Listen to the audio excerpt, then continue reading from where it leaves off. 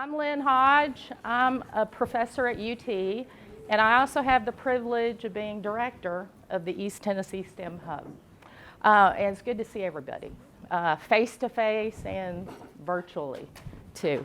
I want to start by acknowledging our team, and I want to call out especially Nick Kim, who's our lead coordinator. Tiara Baker handles all of our media, social media, and then I also want to give a special shout out to Slope and Vols Teach, and those are two student groups at UT. They have been involved, I think, in almost all our events this year, and they volunteered. Slope is a group of engineering students.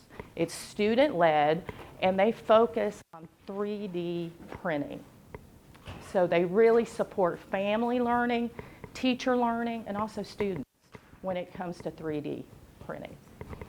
So if you'd like to access these slides right now, you can use that QR code. Okay.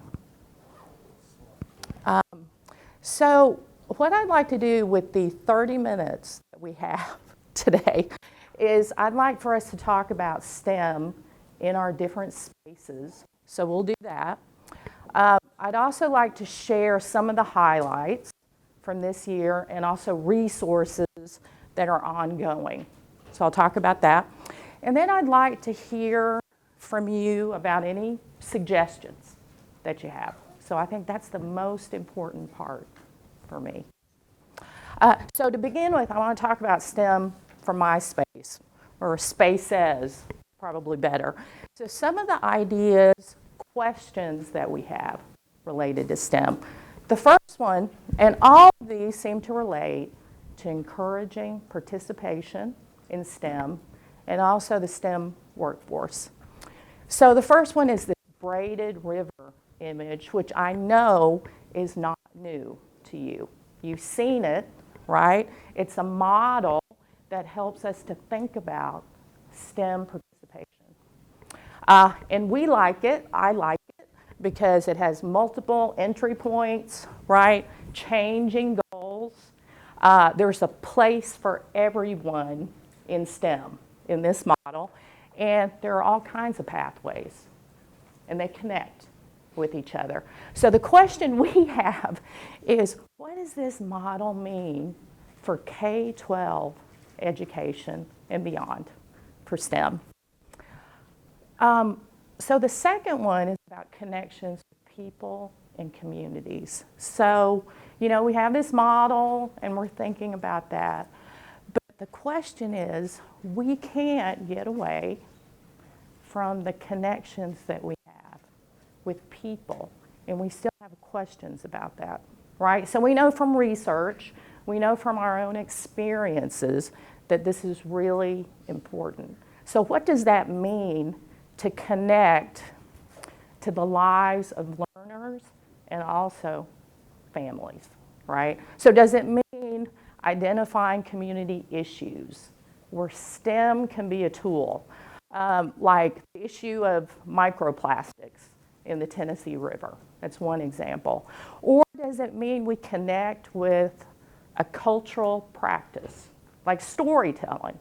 Because we've done that, we've seen that with computer science, coding, and storytelling as part of these lessons. Or does it mean actually being there through play, right, in these family STEM nights? I think it means all of that, but I think it means more, and so we have questions about that. What else? What are the other ways we can connect? So the third is, there is a lot going on at UT and other universities in terms of STEM research, right? I just met with some professors yesterday who were talking about smart manufacturing. And they were doing some really cutting edge research. I can't tell you about it. It's so cutting edge. But I would love for them to be a part of some of our events so they can talk about the research that's happening. They're also thinking about workforce development. So that brings me to the third question that I'm going to bring up. It's really about how we get that research out there. How do we, again, connect with students, teachers, and families? Where that research is meaningful, it is, but how do we make that connection? Okay, so that's a little bit of STEM for my space. Okay, so what I'd like for you to do is talk with someone close to you, right around you, and I've got 3 questions for you, okay?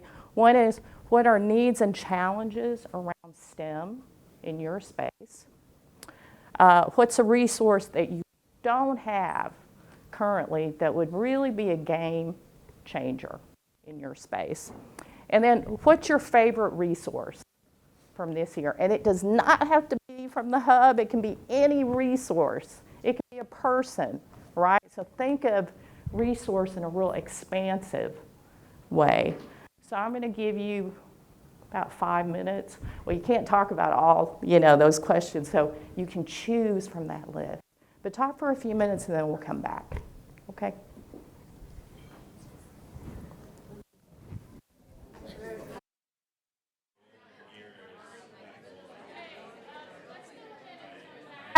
Okay, I know you could talk about these questions for a long time. So would anybody like to share, any comments, things that you talked about in your group? Sure. Yes. I was talking about how I think a resource that we don't have yet, but that would make all the difference. We have a lot of good community connections at our school, a lot of good teachers individually creating a community partnership and finding a way to consolidate and synthesize those into a framework where it's like a committee or a team that is a pool that our teachers can go to this pool and have a workflow to be able to access a STEM partner in the community. Yes. Where it's very organic, and one of the ways that we were ideating having that workflow work is having teachers in content areas being able to define either the standard that they feel super great teaching or the standard that they feel not as great teaching as the standard that they want to create that partnership within when they do that as an instructional unit, because those are both motivating factors. You're either motivated to do it better because you already love it, or you're motivated to change how you're doing it because you're not enjoying it at the moment. Sure. And then taking that information to our pool of community partners and saying hey, now we have this and we now have space and bandwidth to do something STEM and collaborative. What do you see? And let's start a conversation. Okay, sure. Thanks for that.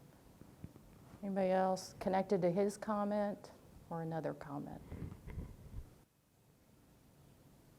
And I can wait. I can use wait time, I think.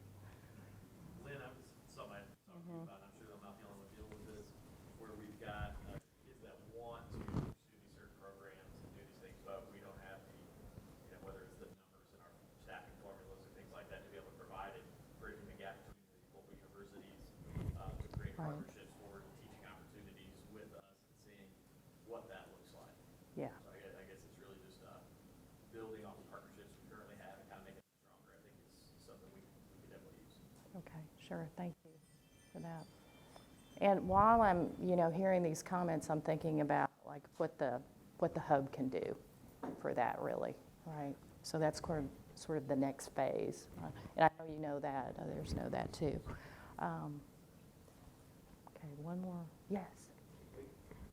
I was talking about the idea that I work at a K through 12 school, so we have a really strong group of kids that are interested in STEM stuff in elementary school, and something just seems to happen in middle school as they go through the middle school, and a lot of the females seem to go away from it because they find something else that they want to do. When they get back into high school, some of them will come back to it, but it's not nearly the number that we would like to see. So we've been brainstorming at school, trying to figure out what it is that we can do to celebrate the sciences and the technology, and try to keep them involved all the way through, and try to stop that attrition that seems to happen year after year. Right. Yeah. Anybody have any? Yeah, that's a great point to bring up, because you're not the only one who's facing that, right? Or your school's not. Are there any suggestions, things that you've tried? So we started a joint middle school, high school girls STEM club.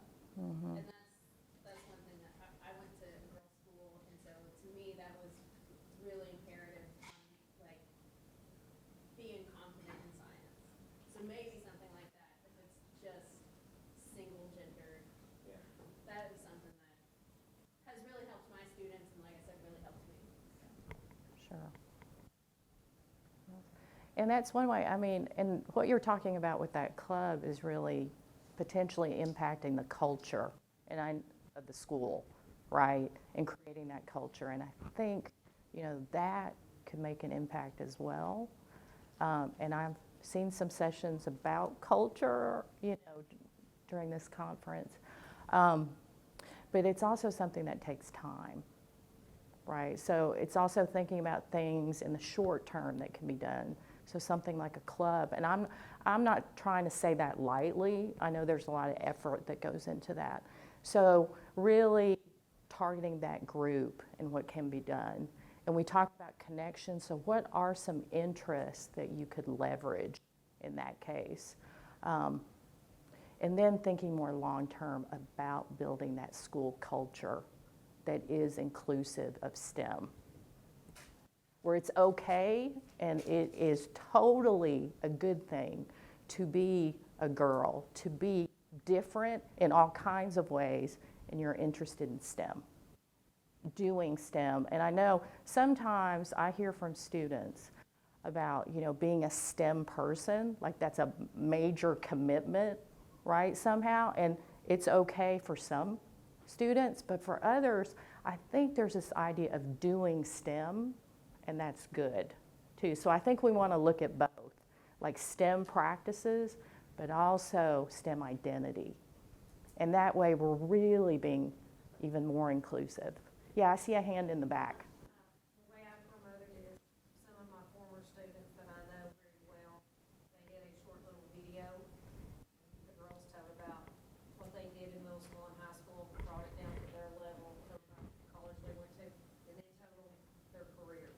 I had a Yeah. veterinarian, nurse practitioner, Mm-hmm. all different ranges of different occupations my former students did, and that opened eyes for a lot of my girls. And that's something easy on you, because if you've got a connection with former students, you just put it out there. They'll do a 3 to 5 minute video for you, send it to you, and it's a nice little promoter for the kids. And we know that stories are really significant, right? My For this, students related to it because they Right. were people that they knew, because they were like, a lot of mine, which I know is bad, a lot of mine were teachers in our buildings, daughters and sons. And I would go, hey, that's Mr. Schaffner's daughter. She's the nurse practitioner down there in Halls. And we were like, oh, yeah, we've gone there. We know, we've seen her. And it put a connection. And that connection made light bulbs go off. And that's what they need. They need to say, hey, I can really do that. That's somebody that went here that can do that. I think that does make a difference. Thanks for those comments. I'm going to move on. If you think of something later, you can always email us too, or talk with me afterwards. So I want to look back, talk about some highlights from this year. So in terms of teachers, some workshops that we've developed, we did host a design thinking workshop, a series of workshops, and we did that virtually. We would absolutely love to do that face-to-face. So if you think you have teachers who are interested, we'd be glad to host that. We also presented on creating online STEM communities within a class, within a school. We had several workshops on computer science, and we connected computer science to reading. We've developed a tool at UT that integrates coding and reading. And so we're in the process of refining that. We received feedback from about 75 teachers, so we're building that in to the design of the tool. And we're gonna share that in August, the revised version. Okay, so I think we're on track to do that as of right now. And then we hosted a workshop on disaster resilience. Allie Call from the Bredesen Center and ORNL facilitated that, and she talked about ways to measure the potential for resilience in communities. It was a really neat workshop. I learned a lot from it. We're going to do that again in the fall, okay? And again, we're hoping to do that face-to-face. We'll probably do it hybrid, okay? Just a couple of things to let you know about. So in terms of the community, even with COVID happening, we were able to impact over 1,600 families through STEM nights. And this is really where we had students involved, our UT students. They designed the stations in many cases, and then they also facilitated with teachers or other, school members.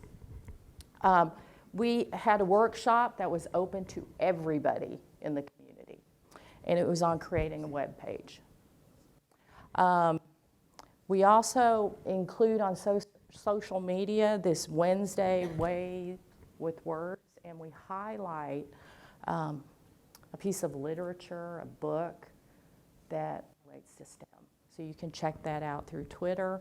We had our robots, our social robots, visit some of the schools during STEM nights, and they were a big hit. Our 3D printing group, Slope, also attended. Okay, so we would love to expand this, not only in terms of STEM nights, but also family workshops. We've done that before on computer science, and also storytelling that I mentioned before. So if you have ideas or suggestions, we're glad to hear them and work with you on it. Okay, so what kind of programming would be beneficial and of interest to your school community?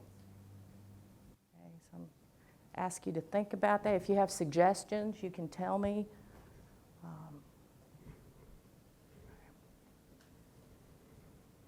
I may let that simmer for a while, okay? But if you know of something right off, you can let us know.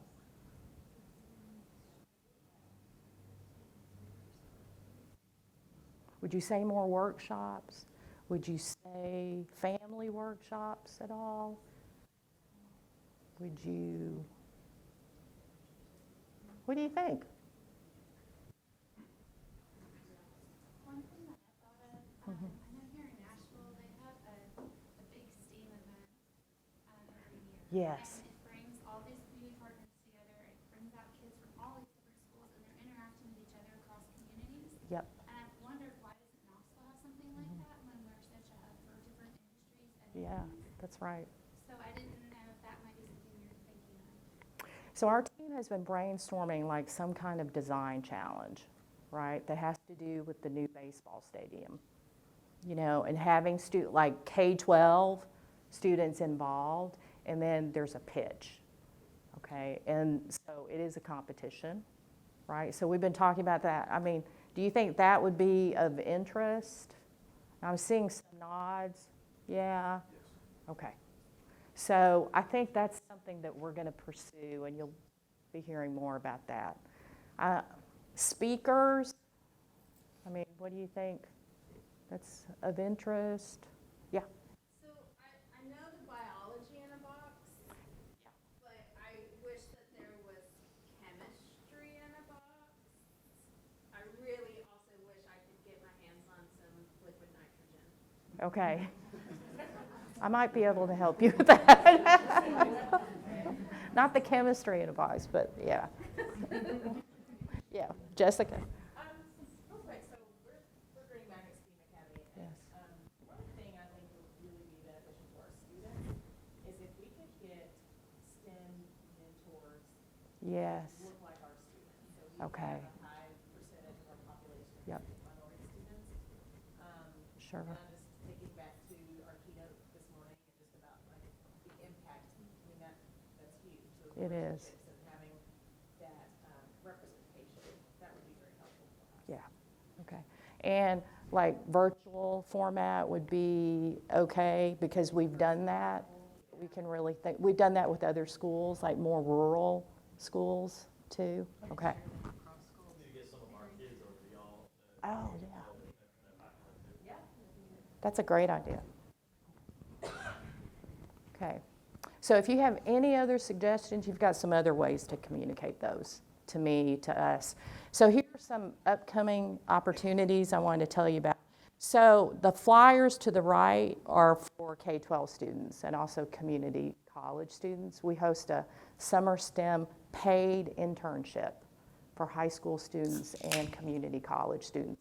They're at UT for a month. It's not residential, but they're there 8 to 1 each day. And what they're doing is they're involved in STEM activities the entire time. They're also working with the community as part of like a middle school camp. They're helping to facilitate that, and a high school camp too. Okay, so that's going on. We're going to host a couple of workshops. One's in June, and another one was the one I mentioned in August about that literacy and coding tool. We'll have a regional meeting June the 15th where we have, we'll have a discussion about STEM clubs, but we actually have students who've developed some coding projects, and they'll share those during that session. Fall, here's some things coming up. I wanted to mention that we have a STEM leadership certificate that has just started this year, and that's going to be ongoing. We're developing micro-credentials that will start next year, too. So if you've got a topic you feel like is really timely for those micro-credentials, let us know about that. Okay, so these are some ongoing resources. Website, newsletter, so some of those are pretty, standard. You can ask us about STEM night support. We have a team that does that. It's made up mostly of students, okay? Also, we can connect you with faculty at UT, graduate students, and if there's some topic in particular that's happening, at your school, you've got like an overall theme, we can provide, some expertise to come and talk about research or to work with students on a project. We've had that happen. And mostly it's about coordinating schedules, right, students. So just to let you know a couple of things. And we're open. I know that this is going to require thinking out of the box if we're really going to enhance STEM education. So that's why if you have any ideas, even if you think, wow, could that be done, right? Well, let us know about it because we'd love to talk with you. And you can give thoughts there through that feedback form. We've got all kinds of emails where you could reach us, right? I'm